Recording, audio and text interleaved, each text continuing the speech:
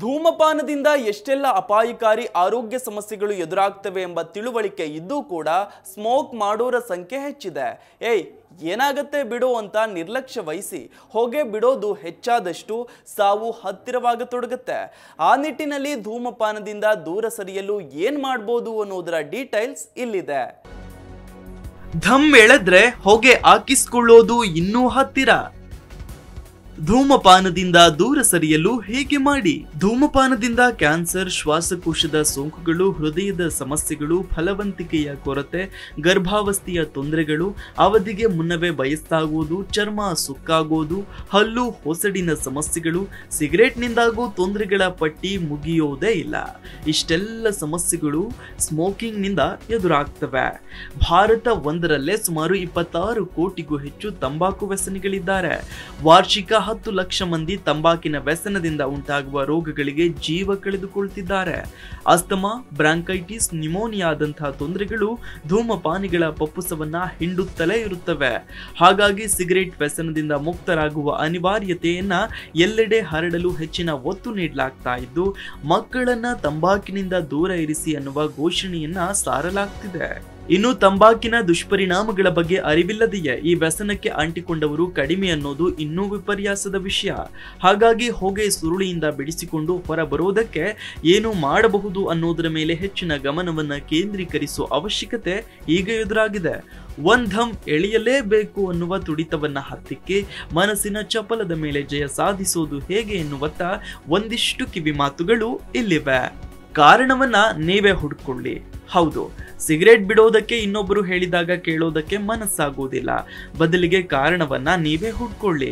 ಉದಾಹರಣೆ, ಕ್ಯಾನ್ಸರ್ ದೂರ ಇಡೋದು, ಹೃದಯವನ್ನ ಚೆನ್ನಾಗಿಡೋದು, ನಿಮ್ಮ ಮಕ್ಕಳನ್ನ ಇದರಿಂದ ಕಾಪಾಡೋದು, ಇಂಥ ಯಾವುದಾದ್ರೂ ನಿಮ್ಮ ಮನಸ್ಸಿಗೆ ಸತ್ಯ ಅನಿಸೋ ಕಾರಣವನ್ನ ಹುಡುಕಿ ಅದಕ್ಕೆ ಭದ್ರವಾಗಿ ಅಂಟಿಕೊಳ್ಳಿ.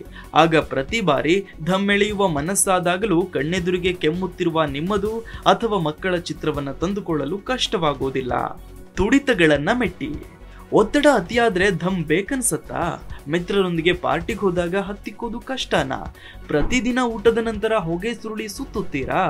ಅಂದ್ರೆ ಸಿಗರೇಟ್ ಬೇಕೆನ್ನೋದನ್ನ ಟ್ರಿಗರ್ ಮಾಡೋ ವಿಷಯ ಯಾವುದು ಅಂತ ಗಮನಿಸಿ. ಉದಾಹರಣೆ, ಪ್ರತಿದಿನ ಊಟದ ನಂತರ ಸಿಗರೇಟ್ ಅಭ್ಯಾಸ ಇದ್ರೆ ಒಂದು ಡಾರ್ಕ್ ಚಾಕ್ಲೇಟ್ ತಿನ್ನೋದಕ್ಕೆ ಬದಲಾಯಿಸ್ಕೊಳ್ಳಿ. ಇದರಲ್ಲಿರೋ ಕೆಫಿನ್ ಮೆದುಳನ್ನ ಪ್ರಚೋದಿಸುತ್ತೆ. ಆರೋಗ್ಯಕ್ಕಾಗೋ ಹಾನಿಯನ್ನ ಈ ಮೂಲಕ ಕಡಿಮೆ ಮಾಡ್ಕೊಳ್ಬಹುದು. ಚಟ ಬದಲಾಯಿಸಿ. ಇದು ಒಂದು ಮಾರ್ಗ.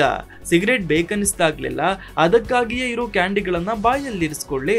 ಒಂದೊಮ್ಮೆ ಅದು ಬೇಡದಿದ್ರೆ ಉಪ್ಪಲ್ಲಿ ಅದ್ದಿದ ನಿಂಬೆಹಣ್ಣು, ನೆಲ್ಲಿಕಾಯಿಯ ಕ್ಯಾಂಡಿಗಳನ್ನ ಅಥವಾ ಹುಣಸೆ ಹಣ್ಣಿನ ಕ್ಯಾಂಡಿಯನ್ನ ಪ್ರಯತ್ನಿಸಿ ನೋಡಿ. ಆ ರುಚಿ ಬಾಯಿಗೆ ಒಗ್ಗದಿದ್ರೆ ಬಾದಾಮಿ, ಫ್ಯಾಕ್ಸ್ ನಟ್ ಮುಂತಾದ ಕಾಯಿಗಳನ್ನ ಕಟ್ ಮಾಡಿ. ಆ ಹೊತ್ತಿಗೆ ಹಸಿಯಾದ ಕ್ಯಾರೆಟ್ ತಿನ್ನೋರಿದ್ದಾರೆ. ಇಡೀ ಗೋಧಿ ಕಾಳುಗಳನ್ನ ಅಗಿದು ಚೂಯಿಂಗಮ್ನಂತೆ ಮಾಡೋರು ಇದ್ದಾರೆ. ಅಂತೂ ಸಿಗರೇಟ್ ಬಿಡೋದಕ್ಕೆ ಆರೋಗ್ಯಕರ ದಾರಿಗಳು ಲೋಕದಲ್ಲಿ ಸಿಕ್ಕಾಪಟ್ಟೆ ಇವೆ. ನೀವು ಮನಸ್ಸು ಮಾಡ್ಬೇಕಷ್ಟೇ. ಯಾವುದೋ ವಸ್ತು ಬೇಕೆಂದು ಹಠ ಮಾಡೋ ಮಕ್ಕಳ ಗಮನವನ್ನ ಬೇರೆಡೆ ಸೆಳೆಯೋ ತಂತ್ರ ನಿಮ್ಮ ಮನಸ್ಸಿನ ಹಠಕ್ಕೂ ಪರಿಣಾಮಕಾರಿ. ಉದಾಹರಣೆ, ಊಟದ ನಂತರ ಸಿಗರೇಟ್ ಬಿಡೋ ಮನಸ್ಸನ್ನ ಯಾವುದೋ ಹವ್ಯಾಸದಲ್ಲಿ ವ್ಯಸ್ತವಾಗಿಸಿ. ವಾಕಿಂಗ್ ಇಲ್ಲವೇ ಸೈಕ್ಲಿಂಗ್ ಹೋಗಿ, ಹಾಡು ಕೇಳಿ, ಚಿತ್ರ ಬರೆಯಿರಿ, ಮಿತ್ರರೊಂದಿಗೆ ಮಾತನಾಡಿ, ಗಿಡದ ಬುಡಕ್ಕೆದಕಿ. ಆ ಹೊತ್ತಿನಲ್ಲಿ ದಿನಕ್ಕೊಬ್ಬರಿಗೆ ಫೋನ್ ಮಾಡೋ ಮೂಲಕ ಬಿಟ್ಟು ಹೋದ ಸಂಬಂಧಗಳನ್ನ ಜೋಡಿಸ್ಕೊಳ್ಳಿ. ಅಂತೂ ಮನಸ್ಸನ್ನ ಸಿಗರೇಟ್ನಿಂದ ವಿಮುಖ ಮಾಡೋದಕ್ಕೆ ಏನು ಸಾಧ್ಯವೋ ಅದನ್ನೆಲ್ಲ ಮಾಡಿ. ಈಗೊಂದು ವಾರದಿಂದ ಸಿಗರೇಟೇ ಮುಟ್ಟಿಲ್ಲ, ಇವತ್ತು ಒಂದೇ ಒಂದಿನ ಧಮ್ ಎಳೆದು ಬಿಡುತ್ತೇನೆ ಅಂತ ಭಾವಿಸಿದ್ರೆ ಖಂಡಿತ ಬೇಡ. ಒಂದು ಅನ್ನೋದು ಅಷ್ಟಕ್ಕೆ ನಿಲ್ಲೋ ಖಾತ್ರಿ ಖಂಡಿತ ಇರೋದಿಲ್ಲ.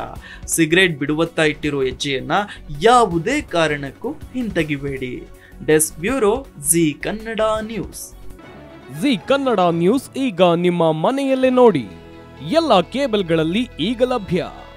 ಸನ್ Direct 292, Jio TV 1334, U digital 162, City cable 51, GTPL 17, Abhishek cables 821, Rock line telecommunication 51, Shri Basaveshwara number 60, Vinayaka digital number 53, In digital number 896ರಲ್ಲಿ. ನಿಮ್ಮಿಸ್ತದ ಜಿ ಕನ್ನಡ ನ್ಯೂಸ್ ನೋಡಿ ಆನಂದಿಸಿ.